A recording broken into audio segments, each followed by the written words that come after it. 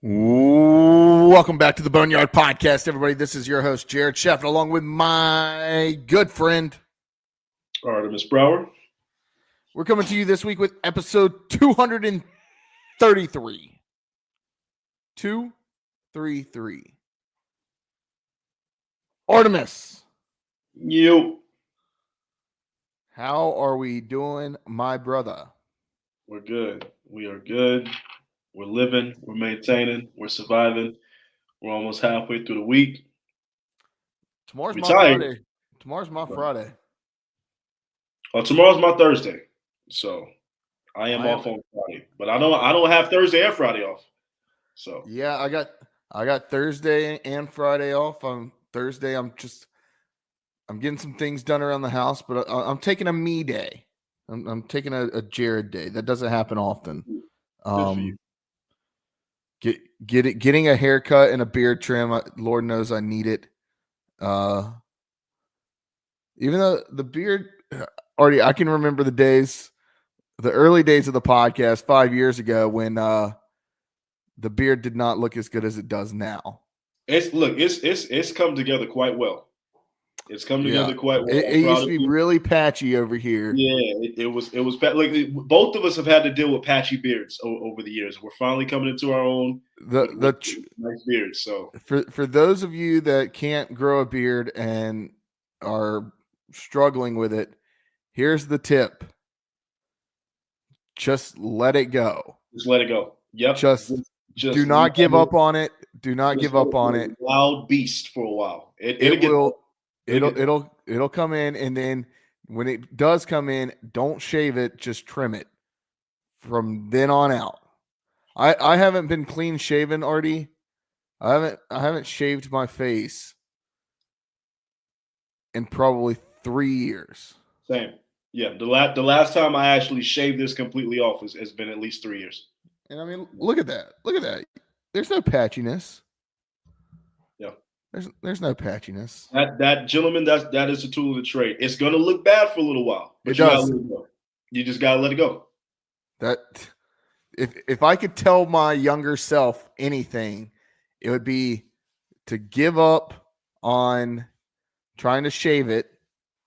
I always thought if you shave it, it'll come in thicker. No, just let it go. Nope. Let it go. Let God and nature do what it's gonna do. It'll come on out. It'll come on out. It took me until I was 27 years old to figure out how to grow a beard. But here we are. Artie, good seeing you. Yes. Glad it's a short week for both of us. It is championship week around the country. I mean, we're already getting tickets punched to the big dance, and it's one of it's one of my favorite weeks of the year because you can just turn at any time of the day, really from like Wednesday on, you can turn on the TV and there's going to be basketball on. Not to mention, it is also the Players Championship week on the PGA Tour, which is one of the best tournaments to watch. It's honestly one of the better sports weeks of the year. I would put, honestly, this week and the first weekend of the NCAA tournament are right up there. I think the first weekend of the tournament is always the best weekend, in my opinion. Well, it's kind of wild, right? Because college basketball is one of those weird sports, at least for me, where I don't give a damn about college basketball in November, December, January. I keep up with it. I pay attention. I know who's good. I know who's bad. I know who's underachieved. But I'm not really watching it like that. Come February, I start to really, kind of get into it. And then March, I'm obsessed. I'm watching Furman versus Lehigh, and I'm obsessed. Like it's just one of those weird things. But it's great. I'm surprised, being a Duke guy, you brought up Lehigh. Well, you know how that goes. It's March Madness. These things happen. At least we didn't lose to Baltimore County, Maryland, whatever it is, as a 1 seed. So University of Maryland, Baltimore County, already. There you go. UMBC. There you go. UMBC. Shout out to them. They'll always be always be in the history books. Josh, fact check me.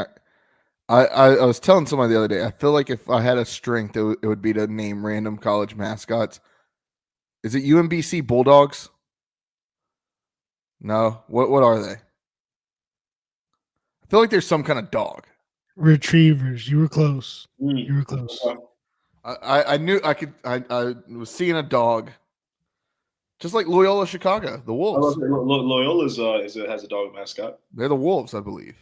Loyola Chicago. They are the.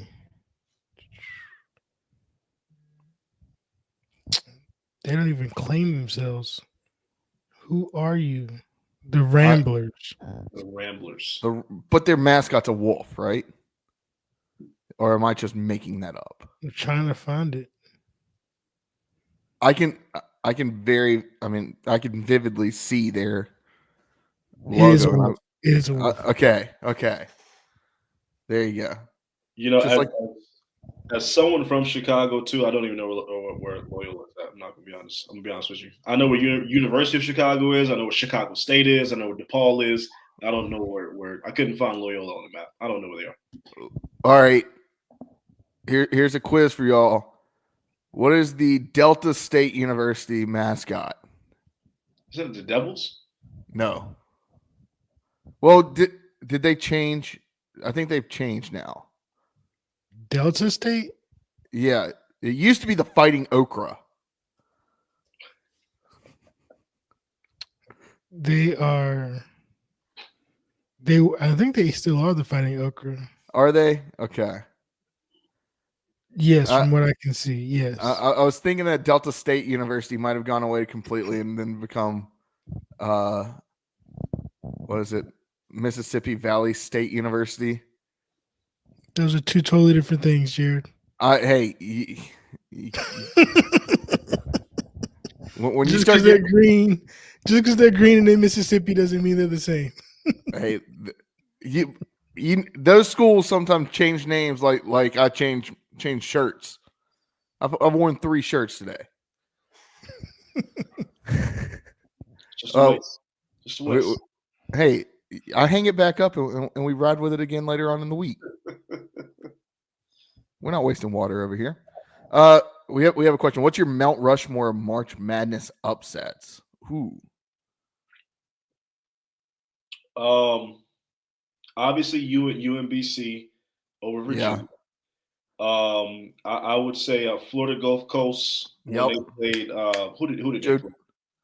Who was that? Kentucky? I forget who, but that game, because I remember that game and Joe Dooley at the helm. Yeah, that was a crazy one. What's another one I mean, Florida Atlantic's run to the Final Four.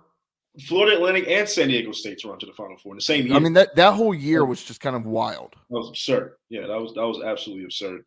I was just thinking one. The George Mason, this was back in like 04, 05. That's one that comes to mind. They had like a crazy run. I think went to at least the Sweet 16, maybe the Elite 8. That was crazy. I'm trying to think of like. All 3 of those are up there. And then, I mean, so many. If you wanted to go with a local flair, I mean, you've had some decent teams from the Carolinas go deep that aren't the UNC and Dukes and NC States of the world. I think back to like some of those A&T teams, UNCG, like maybe not upset wise, but like they've had some really good March Madness teams that like are sneaky good picks in the lower seeds. If you give me High Point at a 15 seed, I'm taking it. I will give UNCG credit where credit is due. They're one of the more low-key, stable basketball programs over the last 10 to 15 years. Like they've been very consistent with their basketball. Never really had a bad season. Honestly, that Lehigh upset over Duke was kind of like the first one I remember. Lehigh over Duke was a big one. I wasn't obviously not going to say that one.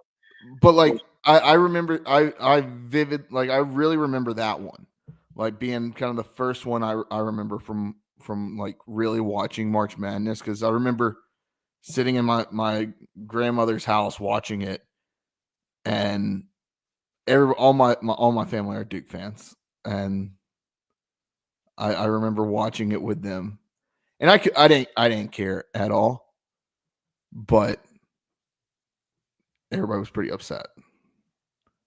Also, and this isn't related to the March Madness upsets, but I feel like March Madness gave us the greatest finish to a game of all time, the most underrated finish of all time. That's Villanova over Carolina at the buzzer to win a national championship. That, to me, that is the most underrated sports moment in history. It's a buzzer beater to win a natty.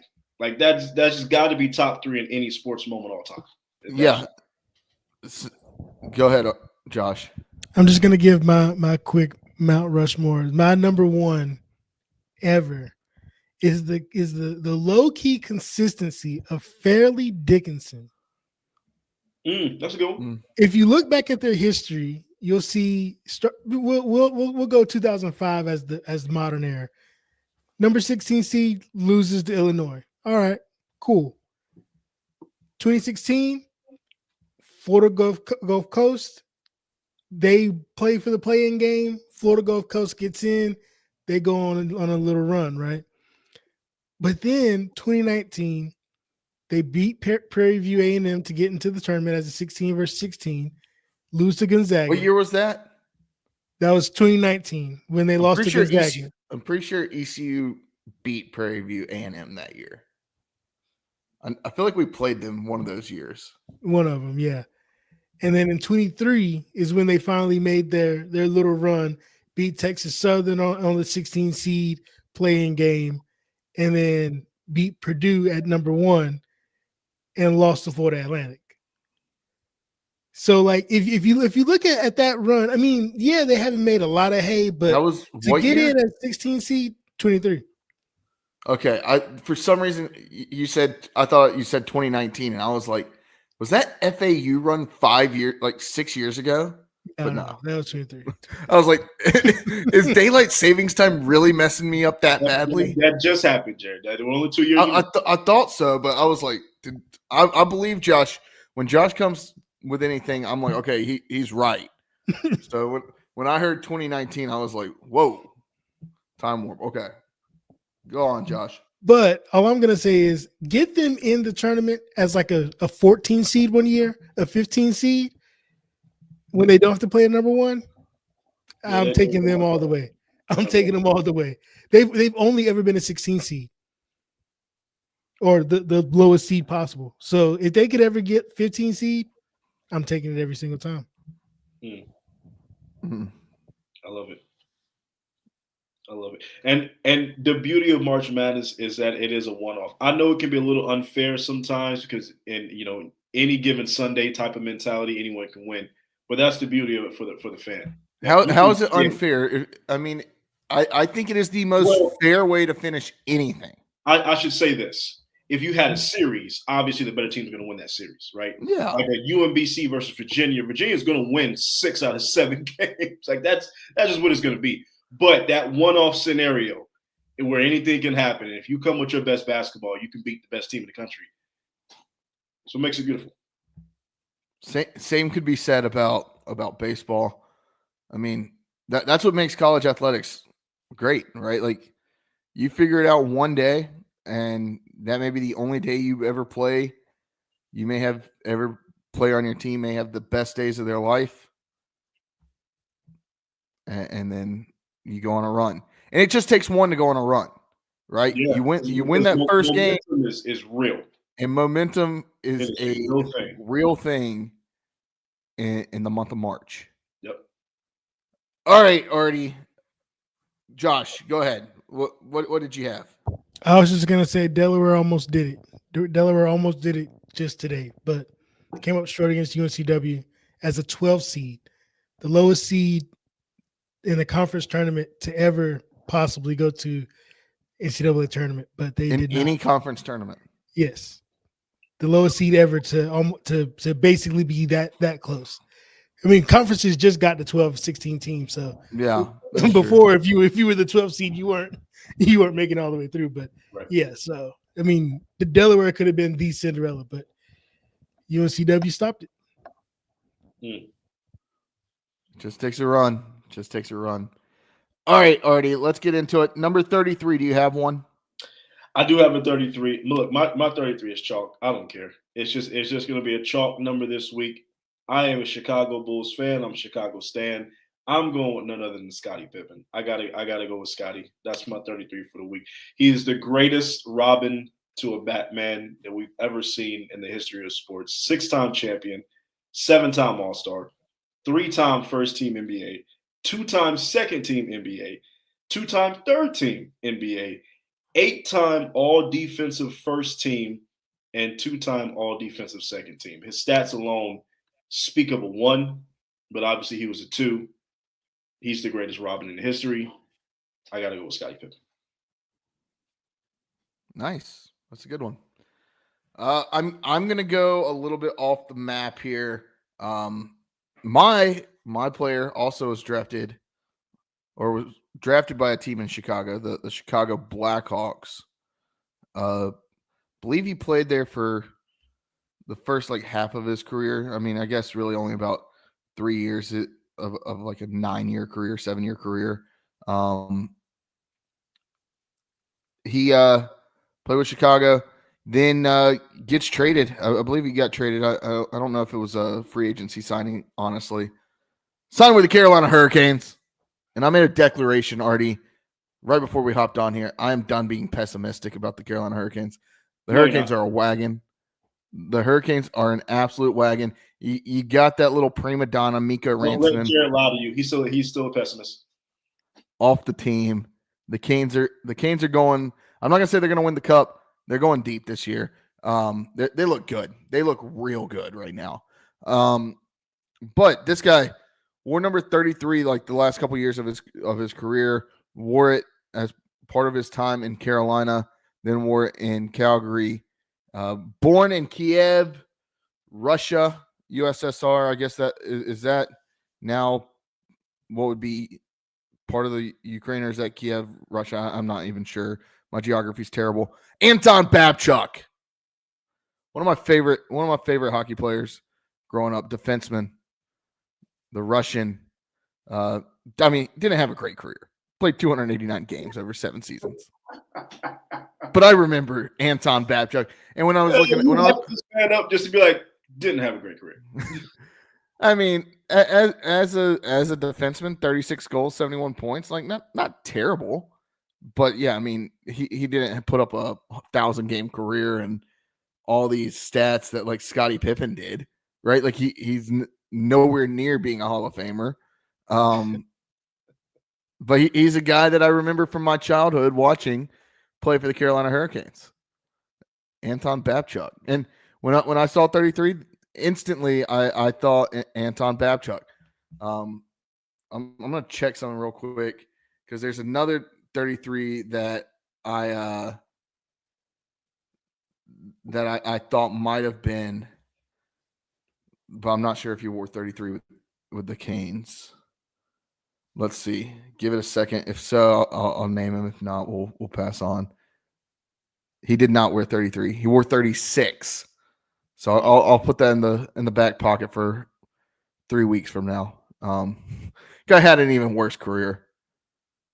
But all right, Artemis, let's get into it. Let's get into it. All right. We're gonna do it around ECU Athletics. Some breaking news. Josh, you said you wanted to take this piece. I'll let you take it away from around your neck of the woods. Oh yeah. So East Carolina has hired Lance Ware as the new director. Jared, you got me? He's in here. Did we lose I'm him? here, Jared. Josh, I got you. I got you, Artie. I guess it's just us. I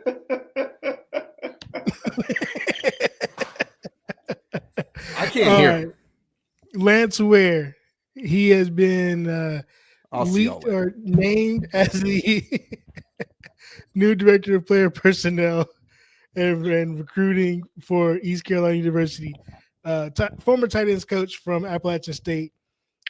He is familiar to me as in my days at Hickory High School, he was the head coach of Shelby High School and helped to just extend that dynasty that is a dynasty in the state of North Carolina high school football.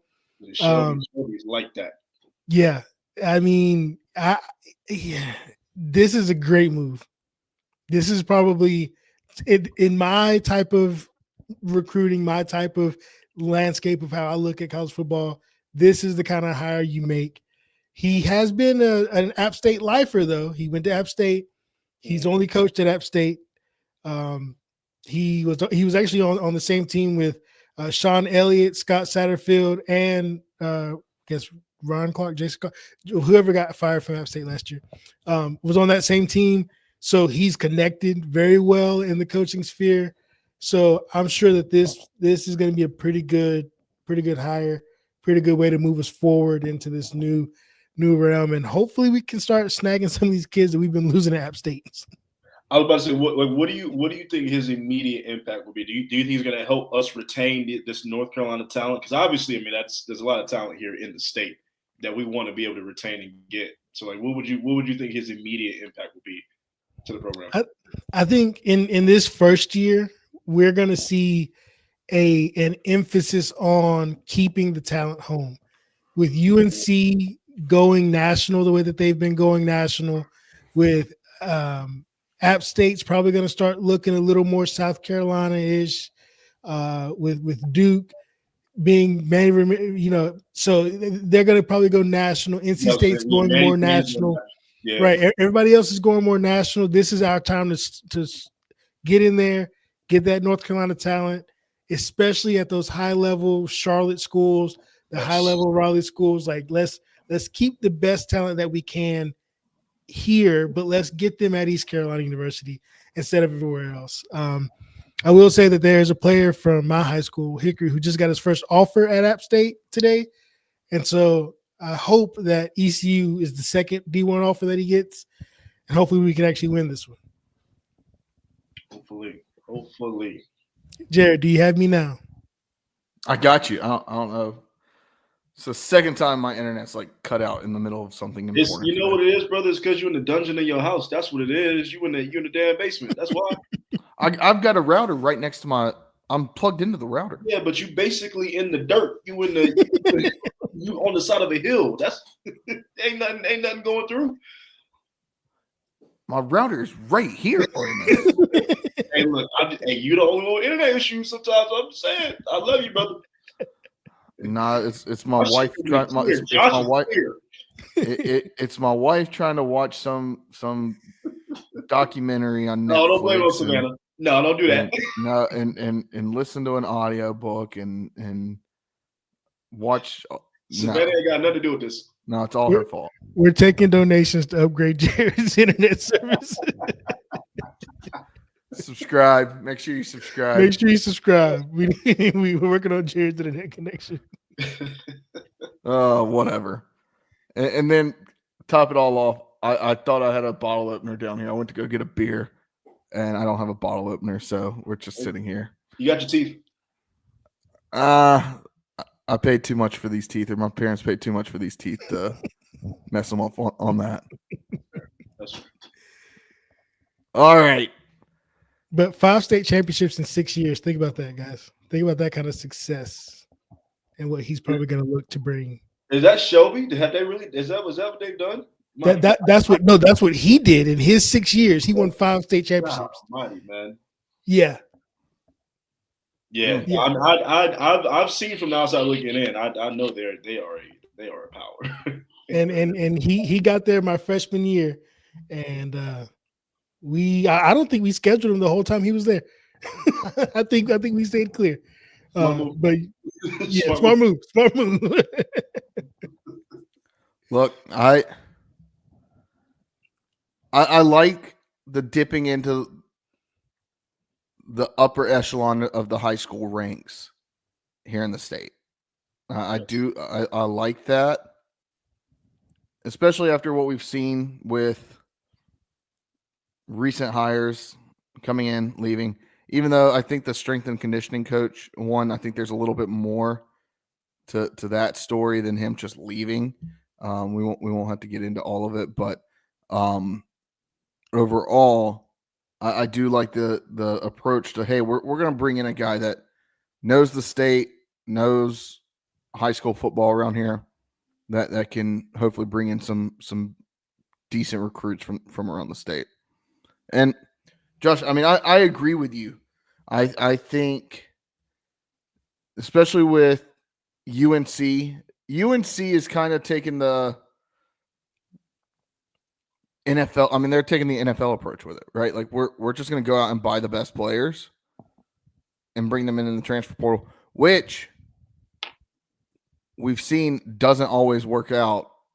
Just paying the best player from around the country or around the schools around you. This past season, Florida State. I mean, you could look at schools. I mean, even schools like a Texas A&M, like they bought players and they still didn't. They underachieved based on who they brought in. Yep. Look at Charlotte. That was Biff's whole model, was to bring in the best transfer portal class that you could bring in, and he still went 3-9. Granted, he had a win over East Carolina University, but that was Bicep Mike leading the Pirates at that point. But sorry, just want to throw this hypothetical out there. When Garrett Riley leaves Clemson for a head coaching job, expect to see Mike Houston go with him. I could see that.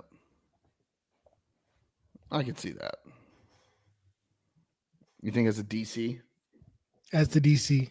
Yeah. As an experienced DC who's been head coach, who can make sure that everything's up and up. Do you think Garrett Riley goes straight to a P5 job, or is he going to a G5 job? I would think he's going to G5, right? I think like he's going G5. Yeah. No, I think he's going G5, man. I don't think he's going straight. I think he's going high G5. Like I think like a Tulane, a Memphis. I was about to say there's only 4 programs G5 he'd go to. Right. Oh yeah. It's only a handful of programs, but I think there are some programs that will have some openings in the next 2 seasons that at the higher G5 level. Okay. I'm trying to think like. I mean, I think I like a low P5. Like I could see a low tier P5 he starts out at, and then works his way up just because of the name. Yeah, but if he's going to a low tier, P5, it's like, and I don't even know if this is if you would consider this low tier, like a Baylor. I was gonna say a Baylor and a West Virginia. Those schools eat young coaches alive as head coaches. Oh yeah. I feel like for him, it's just smarter to go to the G5, build your success there as long as you need to, because they're probably going to give you a long leash just because of your name. Yeah. And then whenever it's really your time, you can, because honestly, the thing about Garrett Riley is he can look at his brother and just say, yeah, I'm not doing it that way. He can sit here and learn from his mistakes and his wins, and then install that at a G5 high level that might be transitioning into something else kind of thing. I could see him at like a Texas State. So he's not going to Texas State. If Texas State goes to the Pac-12 and because Pac-12 isn't what it was. Where does he go? Are you Tulane, Memphis? Who else? Where does he go? East Carolina.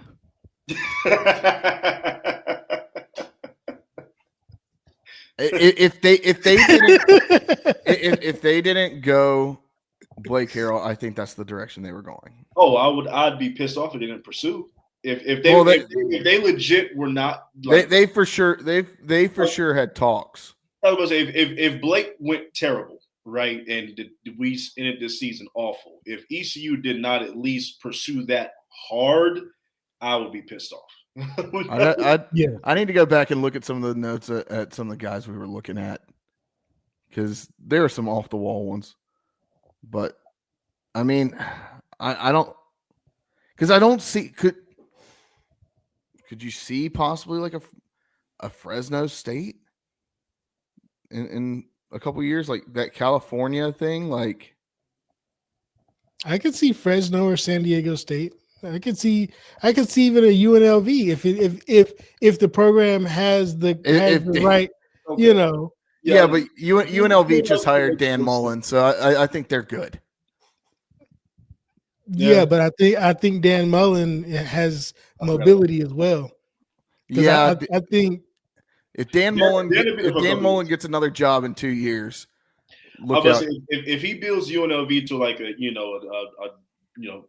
fringe playoff team in 2 to 3 years, he's gone. He's out the door to another big program. So yeah, I really like him going to like that West Coast. I don't know that he's been in Texas at TCU. He's got that West Coast style. I think he ends up out there at a school like a Fresno State or San Diego State or UNLV and that's part of the reason SMU. I said. You think SMU? Where's Rhett Lashley going? Rhett Lashley's going up. Rhett Lashley's going up. Rhett Lashley paying SMU for at least another year or two. Where's he going that's up? What I'm saying. Like, I don't think he's taking an SEC job. Not a premier one. You don't think that in 2 years Kentucky doesn't look at Rhett Lashley and say I was thinking if he does take an SEC job, it's Kentucky. There's an argument to be made that I would rather be at SMU than Kentucky, but also if Kroger gets their life together. I mean, look, there's a clearer path to the playoff. You don't have to go through the gauntlet of the SEC or the ACC. Right. You know what I mean? And if you build SMU if you want to, I don't know. SMU has bottomless pockets. But if you get 4 auto bids from the SEC and the new 14 team, right? Or look at the team in the SEC. All right, yeah. Alabama, Texas A&M, Tennessee, Georgia. Yeah, no, like I'm not taking that job. SMU is a much more attractive spot. Much more attractive. You get to live in Dallas. And SMU got money now. Don't let them people fool you. Them SMU probably has. SMU probably has one of the larger endowments in the country. Yes. They are perfect. They bought their way into the ACC. Without the death penalty, they probably would be up there in the SEC or the Big Ten, one of them conferences by now. So, I mean. Very true. No, I see Rhett Lashley staying at SMU kind of like Dabo stayed at Clemson. That's I don't know. I don't think that he goes somewhere. I could be wrong, but like I'm not leaving there. And unless a perennial powerhouse job opens up. Unless and I don't think he's getting this call. Unless like a Florida State opens up. You don't think Michigan's going to need a new coach in about 2 years? Stop that. We got faith. We got faith in Sharon. we got faith in Sharon. Y'all go 8-5, 9-4 every year for the rest. You will beat Ohio State. Congratulations. But you will also play in the ReliaCare Bowl. I don't think you guys are paying attention. Who has the number 1 quarterback recruit in the country going into next year? Who? Thanks to Dave Portnoy. USC. No. I don't know if the rankings changed. I was gonna say, well, yeah, I think new rankings did come out because Southeast Raleigh High School. Shout out to Coach Brandon Simmons, ECU alum, #1 offensive lineman in the country, 5-star offensive tackle at Southeast Raleigh High School. Just a few years ago, Southeast Raleigh High School wasn't really winning games. Like they are now pumping out. Artie's talking about that guy, that quarter. Is he from Michigan? I believe he's from Michigan. He committed to LSU. He committed to LSU, and then Dave Portnoy, along with what is that guy's name? I can't remember. Came in and offered him the bag to flip his commitment from LSU to Michigan on signing day. As long as we have people with the bag, I don't understand why y'all think Michigan gonna be winning 8 games a year. We're fine. We're just giving you hell, Artie. We're gonna be just fine. I just need Bryce Underwood. You're right. You're right. Bryce Underwood, 26, is going to Michigan. I did. They also flipped some other decent recruits. I mean, they're not the #1 recruiting class in the country, but they've got a decent recruiting class. Not win on this side, y'all. We're gonna be all right. May not win the conference next year. I'm not saying all that, or win an Addy, but we're gonna be all right. Oh no, that Natty's gonna look great in Greenville, North Carolina next year, with Kane Hauser slinging the rock. Former Spartan. All right, what's next? We're 37 minutes into the podcast, Artie, and we still haven't even on a tangent. We still haven't talked about basketball, and that's what we're going to spend most of our time on. Real quick, women's season unceremoniously ended last night at the hands of North Texas. ECU beat Memphis in the first round game, but like I said, couldn't get past the Mean Green in the second round. So their run of making it to the conference championship game and making it deep in the tournament is no more. This year's been kind of a retooling year, but I think Kim McNeil, I think her job is still pretty secure. I don't think she's going anywhere. She shouldn't be. But just kind of a lackluster season. It felt like it never actually got going in the right direction this year. Yeah, I mean, look, this was kind of the exit we kind of expected. Unceremoniously, didn't know it was the last time we hadn't made the semis since 2022. So I mean, that just speaks of the run that we've been able to go on over the last few years. So shout out to her. But this is, to me, this is a one-off. I don't think we're going to be down for long. I think she's going to be able to bounce back. I think she's going to be able to build, recruit the way she wants to. I think ECU women's basketball will be back better next year. I'm not predicting anything, but I just think we're going to be back better next year. I like it. All right, let's talk AAC, American Athletic Conference basketball. Saturday had all the makings to be one of those days that we look back at the end of the year saying that was one of the best days of the year for East Carolina athletics. Coming off a big win against Coastal Carolina on Friday night. You come in March 8th. It is the 118th anniversary of East Carolina's founding. It's the 5th year anniversary of the Boneyard podcast. And I'm not saying those two things are equal at all. And then, of course, ECU has a chance to lock in the 4 seed, more than likely get the 5 seed, but ends up in the 6 seed. Everything just fell flat for the Pirates on Saturday. Just kind of one of those days that I think everybody around ECU was hyped up for, and then it didn't go our way. ECU ends up with a 6 seed with their loss to Florida Atlantic. Tulane beat UAB, so they will be the 4 seed, and then Florida Atlantic will be the 5 seed. There was a chance for ECU to end up in all of those spots, but the one that was most likely happened, unfortunately, and it just kind of sucked that we couldn't do our part to at least give us a shot at the 4 seed, and sweat out that Tulane UAB game. But let's get into the tournament. Josh, you want to come back in and we can talk the tournament. The first round, that only game, I guess that's tomorrow. Is this the only game that's being played at North Texas? Yes. Drive to Denton, please, and then if you win, you can come to Dickey's. But only if you win. You cannot step foot in Dickey's under attendance for Charlotte versus Rice in the American Athletic Conference play-in game. 865. I'll take the under. Right. That sounds about right. Rice is in Texas. Yeah. Rice is in Texas. How far away is Houston from Denton? I feel like that's a pretty decent drive.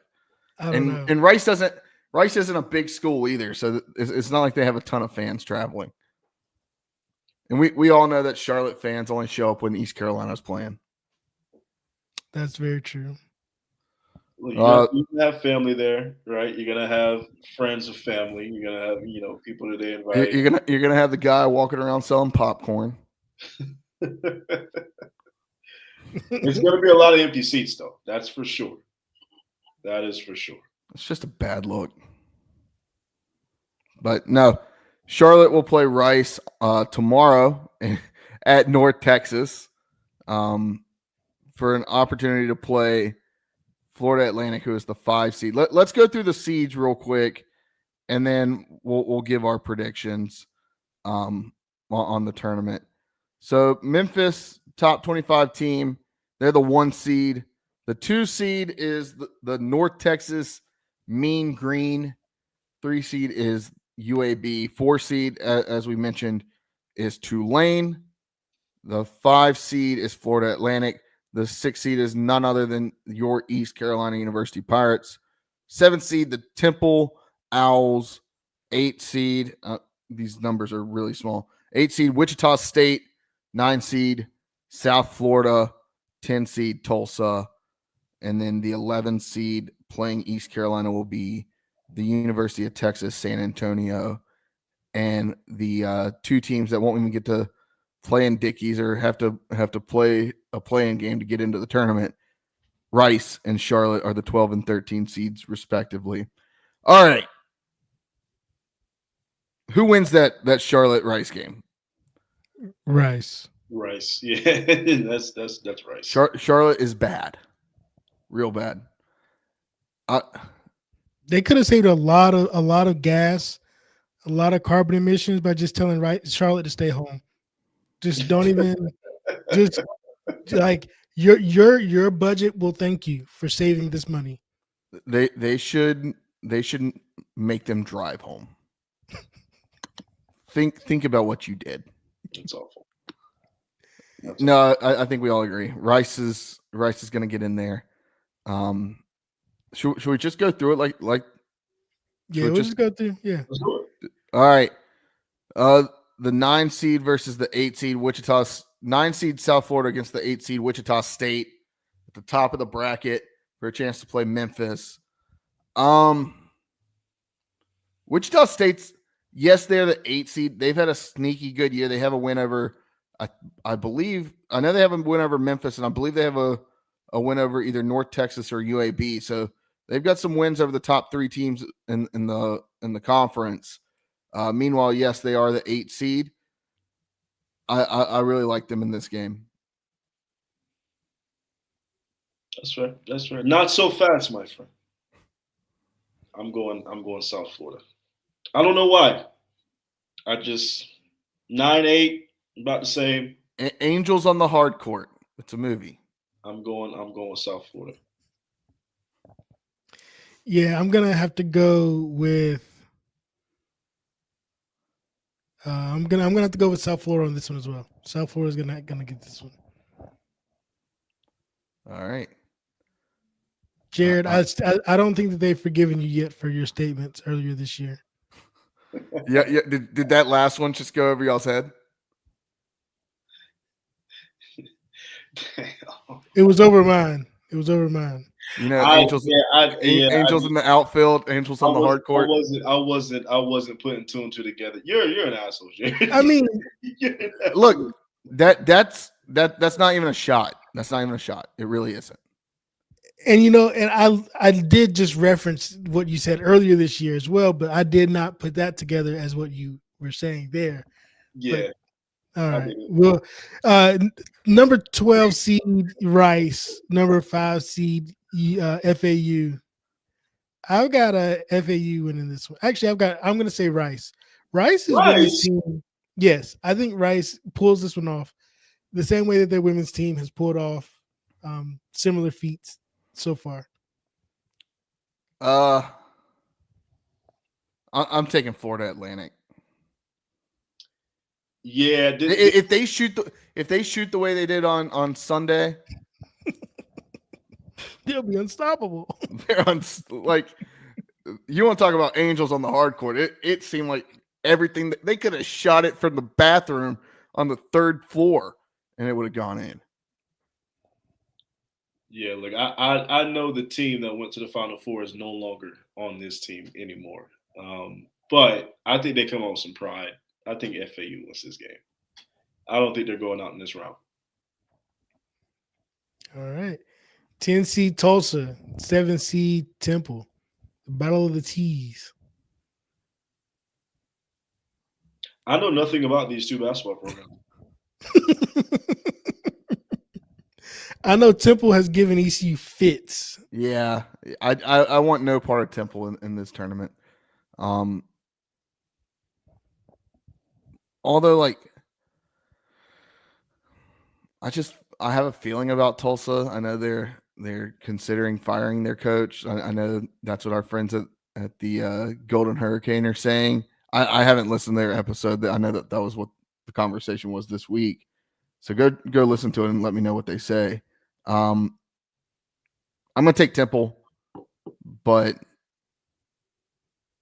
I would not be surprised if Tulsa won. I'll say that. I just want to remind you, Tulsa has only won 12 games this year, 6 of which were in conference. Hey, it's not terrible to if half your games you've won were in conference. They lost as many games in conference as they've won overall. True. Fair enough. I'm just saying, I took Temple. I'm just saying. I'm not arguing with you. Hey, I was just saying, Temple easily on this one. I was about to say, which team matches up worse with ECU? Temple. Then Temple's going to win this game. That's All right, ECU, 6 seed against UTSA, 11 seed. I'm gonna go Pirates. Yeah, give me the Pirates in this one. I concur. We're gonna show some pride. We're not gonna go out to UTSA. We absolutely could. Now that we've locked it in, somebody should have said UTSA because now that we've locked it in, we've. I'll say it if you want me to. If you really think it means that much, I'll say it. No. I'm only a little stitious today. Could we go 4-0 against UTSA in men's revenue sports? I think so. Yeah. Because you're 2-0 against them in basketball this year. 1-0 in men's football. So this would be the 4th one. So and the last game we played, we got our ass beat. We got to show a little bit of pride in this one. We're not going out to UTSA. Got to show some pride, boys. Got to show some pride. All right. So based on those choices, you've got consensus of South Florida versus Memphis. Yeah, and therefore I'm going Memphis. Yeah. That's no brainer. Yeah, that's Memphis. FAU. I was gonna say, you got something? You take it. I was gonna say FAU, Tulane. I would take. I'm gonna take Florida Atlantic there.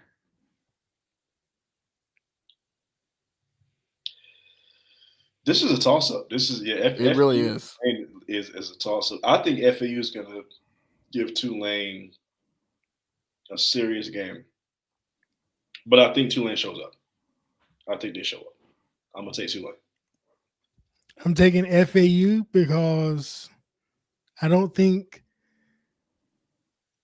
FAU it gets a little hot, gets these couple of games, and then we'll see in the next round. But yeah, I don't think Tulane's gonna get this one. Okay. That double bye is gonna bite them, especially after they just beat UTSA. I mean, not UTSA. They just beat UAB. UAB. Yeah, like they're coming off of a high. All right, so Temple, North Texas. North Texas for me. North Texas easily. Yeah. I don't think that's even a question. Yeah. That might be the best draw. The 2 seed might be the best draw, even better than a 1 seed in my opinion. Yeah, because I do see North Texas beating the brakes off of either Tulsa or Temple. It doesn't really matter. Yeah. Yeah. And then East Carolina versus UAB. They split the season series. And split the series. Now ECU, yes, they lost their last game of the season to Florida Atlantic.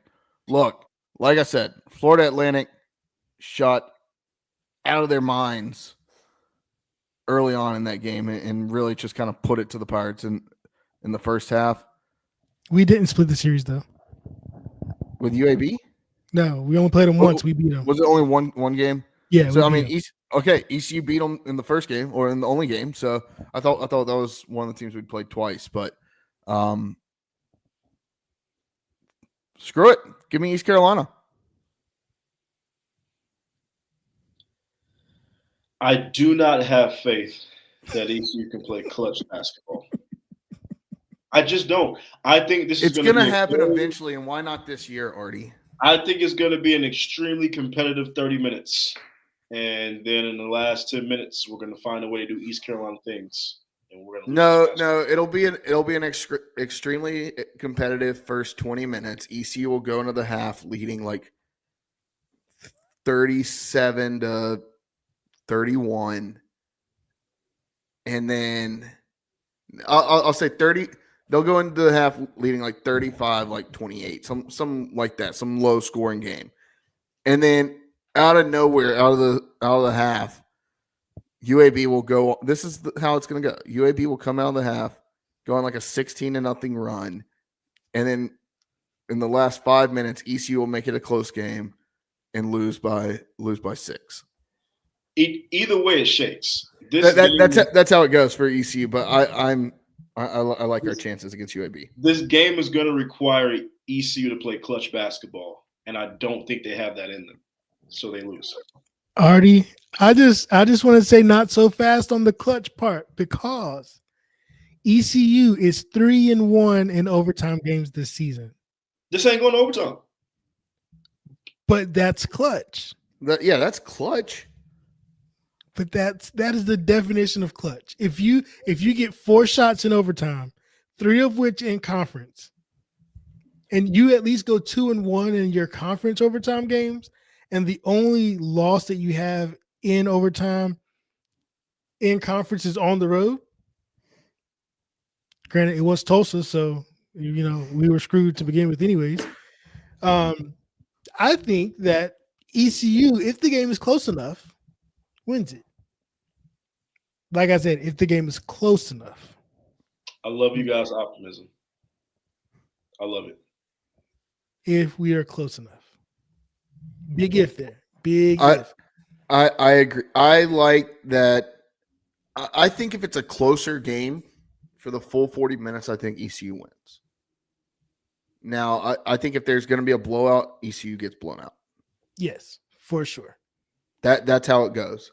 If it's a close game, if it's a 3-4 point game down the stretch, and you got to remember, this is a team that, I mean, you talk about some of the losses, but this is a team that has taken every single one of the top 4 teams in the conference.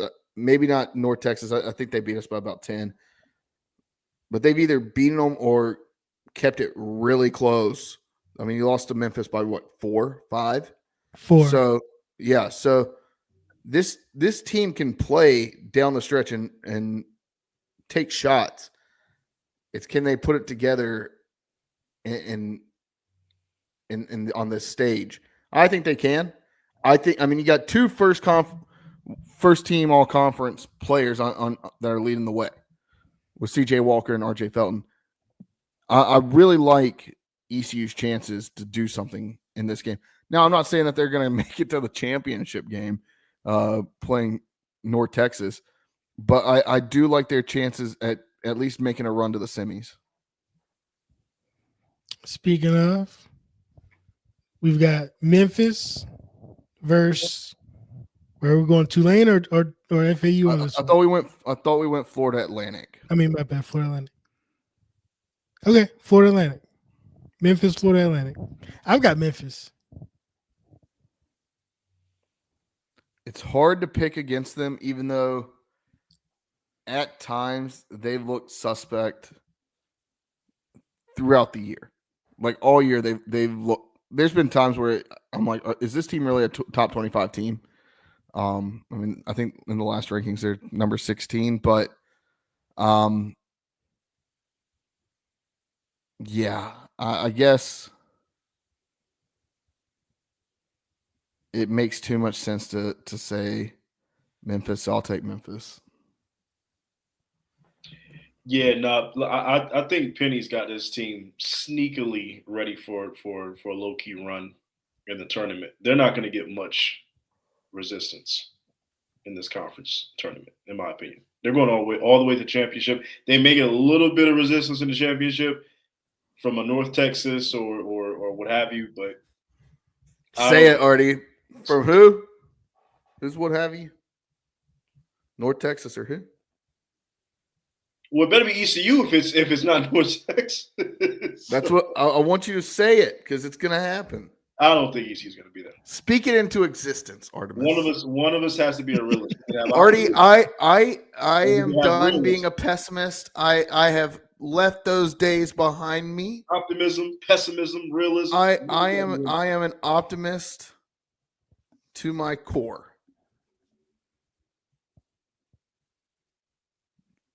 I'm just saying, let it happen. Speak it into existence. I hear you. Pray over it. I'm just look. Memphis not getting much resistance in this tournament. I'm telling y'all that right now. I think Memphis. I'm telling you right now. I don't think they win the tournament. I would love to see it. I really would. I think. I don't think they win. Okay, so I guess I'm gonna go ahead and go on the limb and say we've got Memphis, North Texas in the championship game. Yeah. I think North Texas wins it. Jared thinks North Texas wins it. Artie? Yeah, I've got Memphis. For the sake of not being a one bid league, I go North Texas. Yep. But at the same time, I don't want them to have unequal revenue distribution for going to the NCAA tournament.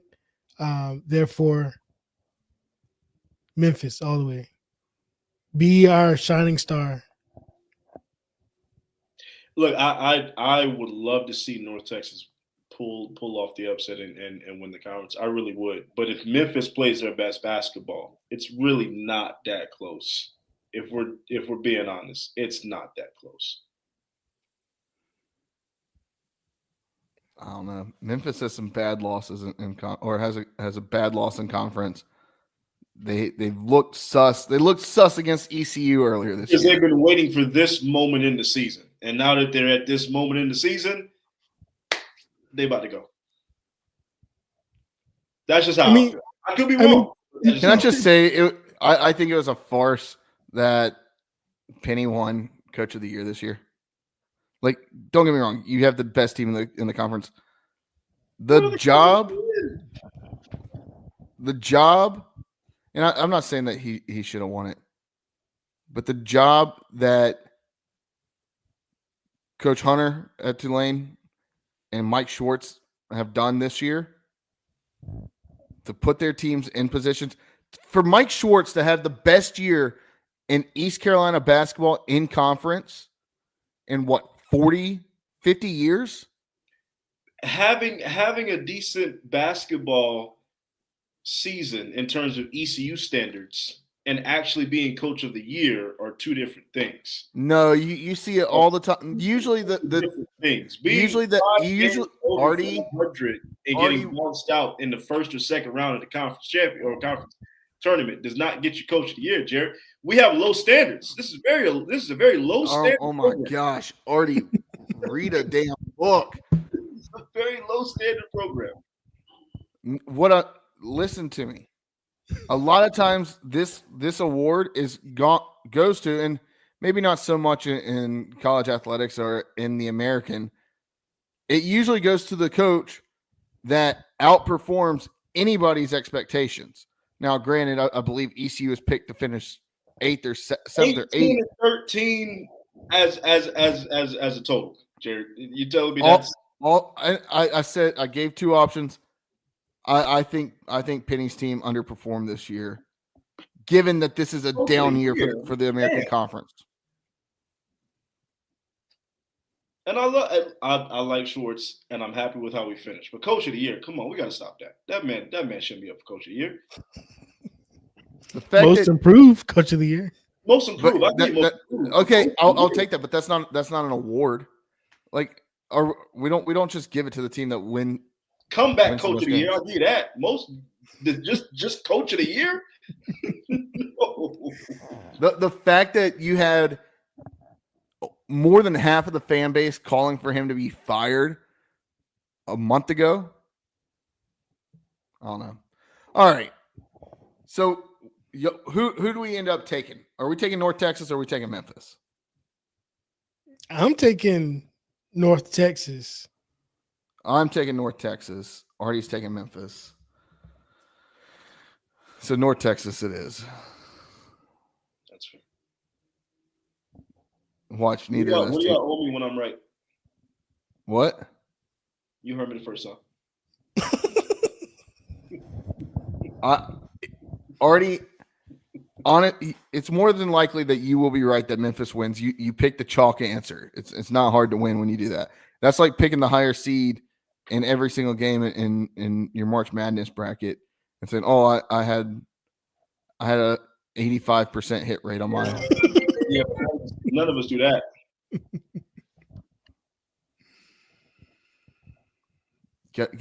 Always got to take 112 seed. Always take 112 seed. All right. Anything else on basketball? We're going to talk a little bit more hoops here in a minute in the gambling corner, but anything else on the American Athletic Tournament? I got nothing. Cool. All right. Let's move into baseball. We don't have to talk much about it. ECU, as I mentioned earlier, had a real shot to kind of get their lick back in baseball this past weekend. And I mean, Friday, what a day. Have a day, kid. Ethan Norby, 19 strikeouts. I love that he was named by many media organizations as the pitcher of the week, but in the American, because a Charlotte pitcher threw a no-hitter, he was the co-pitcher of the week for the American Athletic Conference, but everywhere else has named him the pitcher of the week for the country. Yeah. I think that's funny. 19 strikeouts, just an absolute day. He struck out the first 9 I don't think I've ever seen that. The first 9 batters to get struck out. Absolutely insane. That kid is a dog. You couldn't carry that high into Saturday. You lose 9-1. Tough loss. And then Sunday was just kind of a dogfight, back and forth. It felt like the end of the game. ECU loses in the 10th inning, 4-3. Just unfortunate. Like I said, I thought it was going to be our weekend. I thought, we got a top 25 team coming in. We should be able to maybe we'll get a look in, but just did not happen. Yeah. Great start. The kind of start you're like, okay, we're going to carry this momentum and maybe win this series and beat a pretty high quality team. But that just wasn't the case. And we fall to 7-8. We lose the last two. We lose a competitive game, in that third and final one. But yeah, I feel like this is going to be one of them years for ECU baseball. I still think on the bright side, I still think this team can win the conference. I still think they can compete. I still think they're good enough to right the ship somewhat, but this just might be one of them seasons where it's just not going to fall the way we think it's going to fall. Usually, how it does for ECU baseball. You got to think, going back, this is an extremely young team. Extremely young. And I don't even think that it's about the skill level, because the skill level's there. I think that it takes some maturity to win at each level. And I'm not saying that these guys are immature. That they treat themselves like pro athletes. They carry themselves the right way. I'm not saying anything about that. I'm saying you gotta learn how to get through this. And I think as the year goes on, we'll see more wins come throughout the season. And then I think by next year, this team is going to be one of the scariest teams in the country. So just look out for that.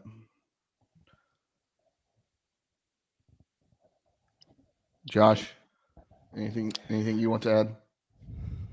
No, nothing to add on ECU baseball. I've said all I'm going to say.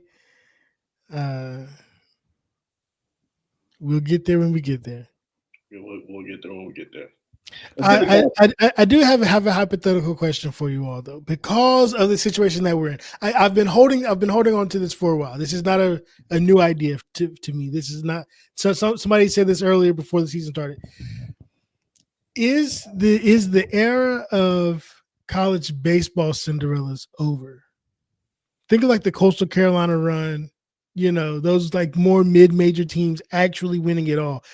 With the transfer portal, seeing what happened to ECU after last season and seeing how young we are, and there are growing pains regardless if you have a young team. That it doesn't matter what program you are.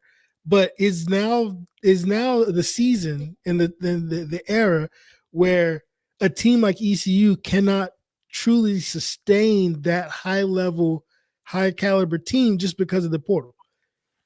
I don't think that's the case, because you still have some very good teams in the quote unquote mid majors. Dallas Baptist is still there. You've still got your Troys are still going to be there, top 25 team. Do I think that I think it's less of the transfer portal and more, and these two go hand in hand, more of now you can, if you can fund it, you can have as many scholarships basically as you want.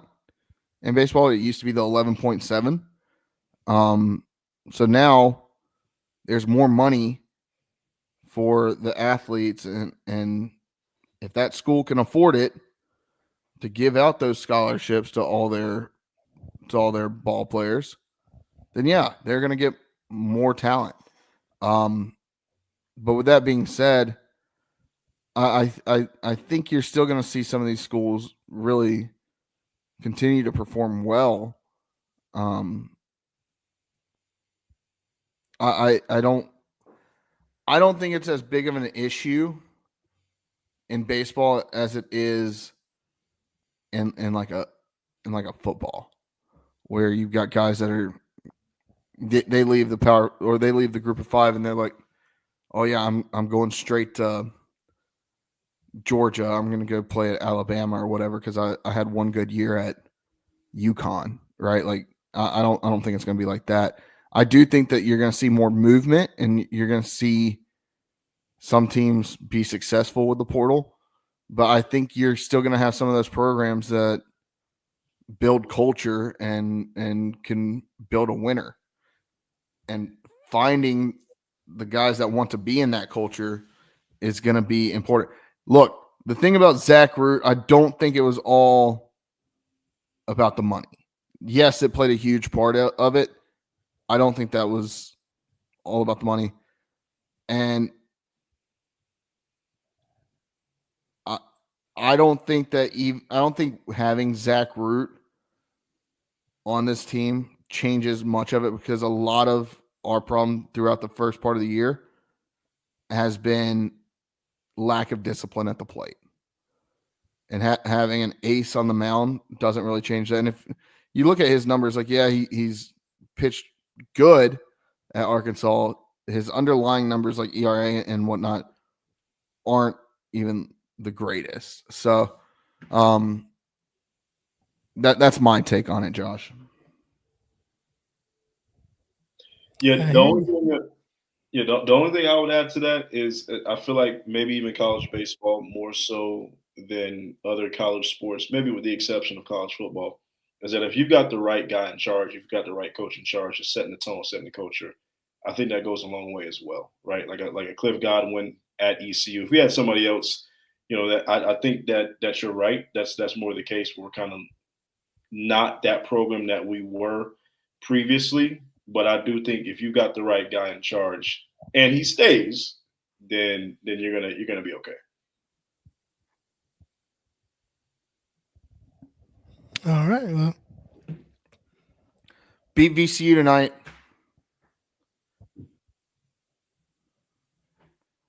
Eight. Did anybody check? Did our boy give us a shout out on Joe Deck on the broadcast? If he did, make sure to go back, rewatch it, clip it, and send it to us. All right. What's next? Gambling corner? Gambling corner. All right. Pick your conference championship winners. First of all, we've got the AAC. The odds are here. Memphis is the odds-on favorite, plus 105. North Texas, plus 240. UAB, plus 600. And East Carolina University down the line, plus 5,000.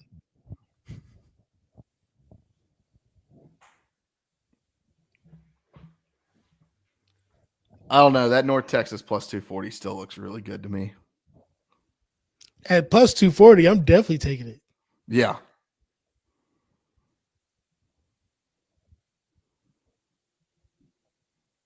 Artie's going to ride the plus 105. He's going to bet $10 and make $10.50. I'll take the North Texas plus 240. We already talked about this. Y'all know who I feel like is going to win, but I'll take the plus 240. No, you can. Hey, this you is can this take is the completely money, separate. Take it. It's I'm right not- there, Artie. I'm not taking UAB or ECU. ECU plus 5. Hey, at least we're there, right? At least we're there. All right, so we're not in the four spot there, right? No. Okay, I wanted to we're make tied for sure. last. I was We're like, is tied for Vegas last. stupid? I was like, is Vegas? Wait, you mean to tell me Charlotte has just the same odds as us to win? Hey, if you're in, you can win, but it's money plus 5,000. All right, and then we got the Big East. St. John's, who is having an amazing year, even though they can't shoot the ball for anything. UConn, St. John is plus 130. UConn is plus 390. Creighton plus 420.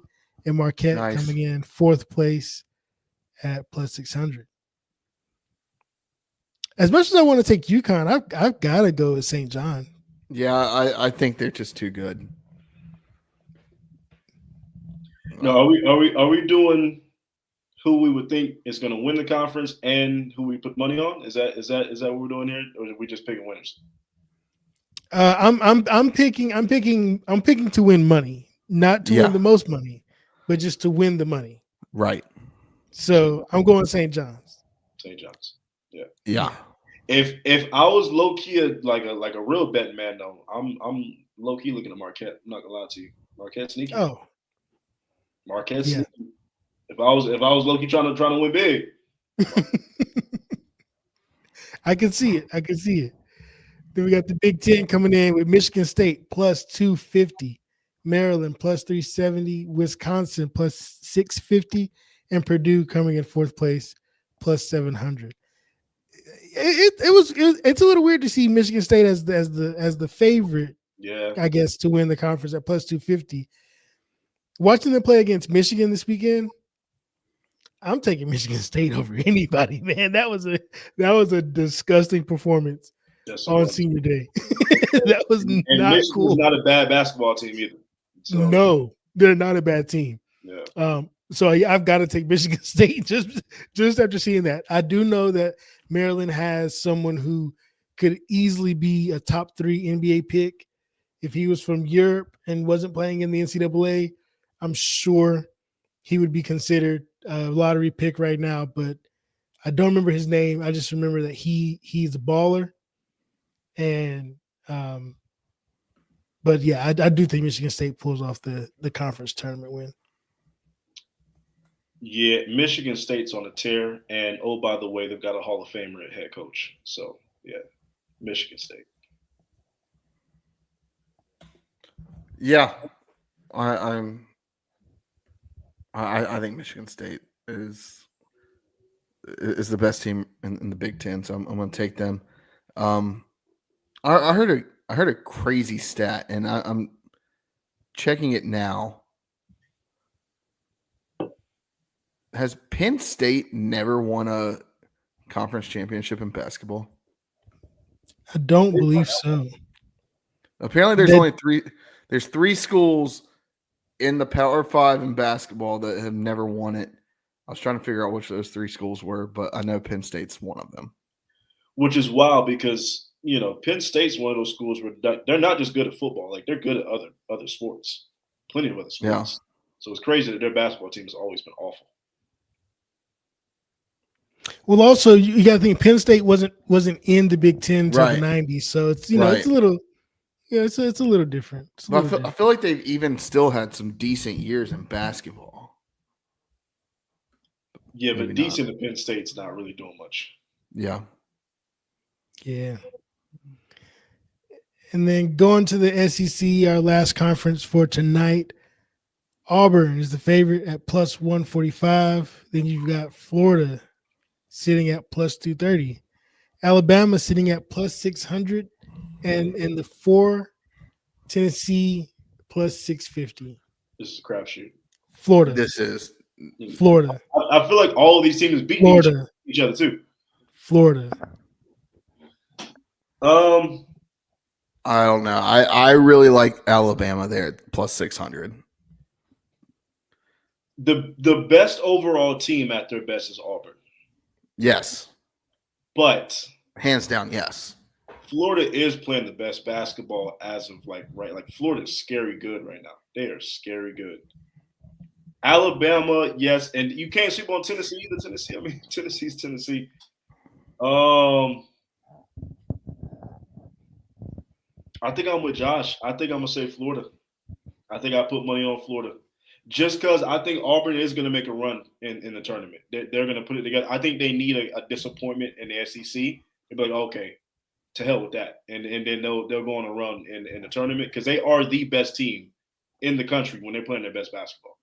But I'm going to say Florida. Agreed. Think about this real quick. Think about this pathway for Auburn. So you got Arkansas plays South Carolina. Arkansas wins that. That's Calipari versus Chris Beard at Ole Miss. One of those two then plays Bruce Pearl at Auburn in their first game after a double bye. Does Auburn even get? I mean, is Auburn even ready for that game at that point? If you've got a Coach Cal team in the 9 seed coming off of 2 good wins, or you've got a Chris Beard Ole Miss team coming off of a win over Coach Cal. Like I think Auburn loses their first game in the SEC tournament. They could, but then again, Auburn did already have a gauntlet this year. They kind of beaten everybody. They beaten everybody. So, Exactly. I mean, it's not like they were looking at team like, oh my God, what are we going to do? They've already beaten these teams. Tennessee in the 4 seed probably arguably has one of the easier paths. I think Florida has the easiest, but yeah. Yeah, I don't know. Plus 600 for Alabama. I like it. It's a good pick. I mean, look, Alabama can win this thing. All these teams can win it. These 4 teams, if any of these teams won it, I wouldn't be surprised. I could see for the money at that line. I like Alabama quite a bit. I respect it. If I'm taking a shot, kind of a longer shot here, and to say the 3 seed in the SEC tournament is a long shot, it's not. But at plus 600, that's good money right there. Yeah. If you're trying to get a little bit of skin in the game and really try to win some money, that's the pick. Yeah. All right. I can see it. Walk the plank. Anybody got one? No. I do have a walk the plank this week. It's going to be. I'm sure you guys saw this, but it's the Virginia State Championship track. Oh yeah, girls. Josh, I'm surprised, Josh, you haven't heard about this. No. So this was March 3rd. These were the state championships in Virginia high school. There was a girl that got hit by another girl with a baton in the 4x200 relays in the state championships. There's a whole bunch of stuff that's come out. The girl that apparently hit the other girl has come out. She was crying on video and saying, "Oh, it was a mistake and it was an accident." This, that, and the third. I'm gonna be honest with you. I call bullshit. I don't think I just, to me, I've ran track. I've had a baton in my hand plenty of times. I know the motions. You don't do that. I know the motions. I know how to pass. I know it.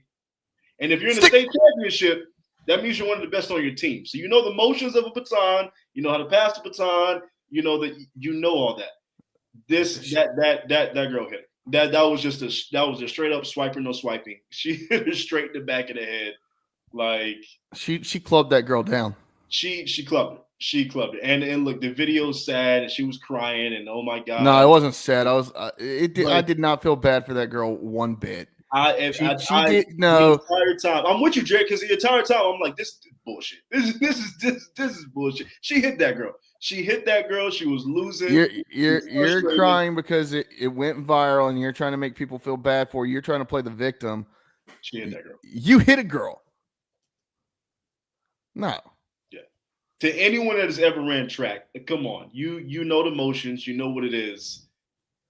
That was a wind up. That was a wind up and a smack across the head. She looked like she was sitting at the 50-yard line at Florida State doing the tomahawk chop. Look, she's only 18. I don't want the whole world to just be bashing this girl. She can learn from this. She can come back from this. Yeah, I mean, I jail time or nothing like that. No. What? But like to try to play the victim card after you did that, like, no. Yeah. Get out of here with that. Yeah. No, because she definitely hit that girl. She did. She smacked the crap out of that girl. That's all I got though. That's mine.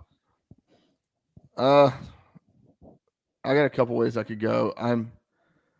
I've talked enough about the Hurricanes and Miko Rantanen, and I came on here last week and I said that he was going to sign in Carolina, and then it comes out that he was a little prima donna. He tried to play the Colorado Avalanche, and basically he told the Colorado Avalanche that he would sign with another team this offseason, and they were like, "Well, we'll trade you. Tell us which teams you'll sign with." And he put it out there that he would sign with the Hurricanes, thinking that they wouldn't trade him to the Hurricanes. And then they traded him. They up and traded him. And then he gets to Carolina, and this fool says to Rod Brindamore, the head coach, Yeah, there's like 4 teams I'm interested in signing with, and Carolina's not one of them. And then he puts out one of the worst efforts that I've seen from a hockey. Artie and I were at a game last Sunday, whatever that was. And I watched him and I was like, this guy ain't even trying. Like, I was watching him and I was like, we want to give this guy $13.5 million and he's not even going to skate? Nah, get out of here with this.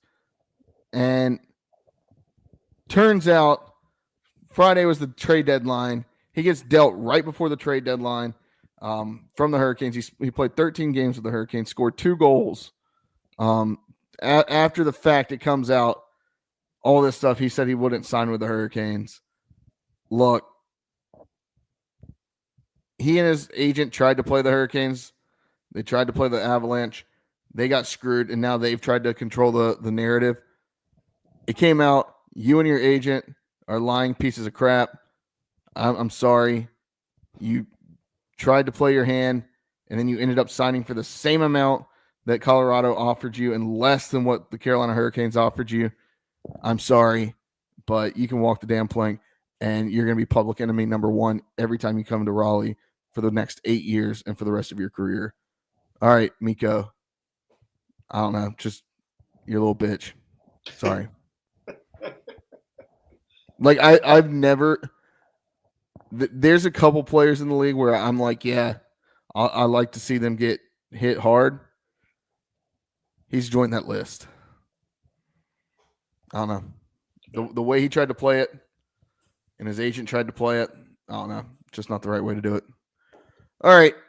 That's all I got. Josh, if you don't have one, we can wrap it up. I'm out. All right. Thanks again for listening to the Boneyard podcast this week.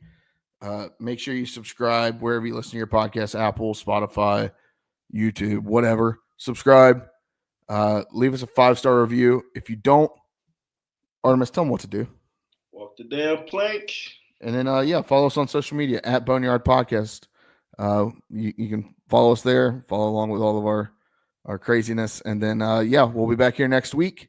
We love you, Pirate Nation. Artemis? As always, Pirate Nation, until next time we see y'all. Wash your hands, wash your butts. Deuce. Peace.